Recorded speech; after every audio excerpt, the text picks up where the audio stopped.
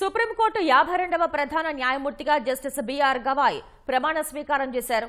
రాష్ట్రపతి భవన్లో జరిగిన కార్యక్రమంలో రాష్ట్రపతి ద్రౌపది ముర్ము ఆయనతో ప్రమాణం చేయించారు. ఈ కార్యక్రమానికి ఉపరాష్ట్రపతి ధన్కడ్, లోక్సభ స్పీకర్ ఓం బిర్లా, ప్రధాని నరేంద్ర మోదీ, కేంద్ర మంత్రులు తదితరులు హాజరయ్యారు. జస్టిస్ కేజీ బాలకృష్ణన్ తర్వాత సుప్రీంకోర్టు ప్రధాన న్యాయమూర్తిగా బాధ్యతలు చేపట్టిన రెండో దళిత వ్యక్తిగా జస్టిస్ బిఆర్ గవాయ్ రికార్డులకెక్కారు. మహారాష్ట్రలోని అమరావతిలో 1960 నవంబర్ 24న జన్మించిన గవాయ్ 1985 మార్చి 16న న్యాయవాదిగా వృత్తి జీవితం ప్రారంభించారు. అంచెలంచెలుగా ఎదిగి సుప్రీంకోర్టు ప్రధాన న్యాయమూర్తిగా బాధ్యతలు చేపట్టిన జస్టిస్ గవాయ్ ఈ ఏడాది నవంబర్ 23 వరకు సీజేఐగా కొనసాగనున్నారు.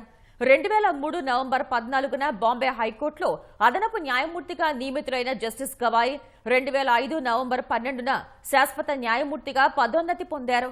అక్కడి హైకోర్టు ప్రధాన ధర్మాసనం ఉన్న ముంబైతో పాటు నాగ్పూర్, ఔరంగాబాద్, పనాజీ ధర్మాసనాల్లో సేవలందించారు.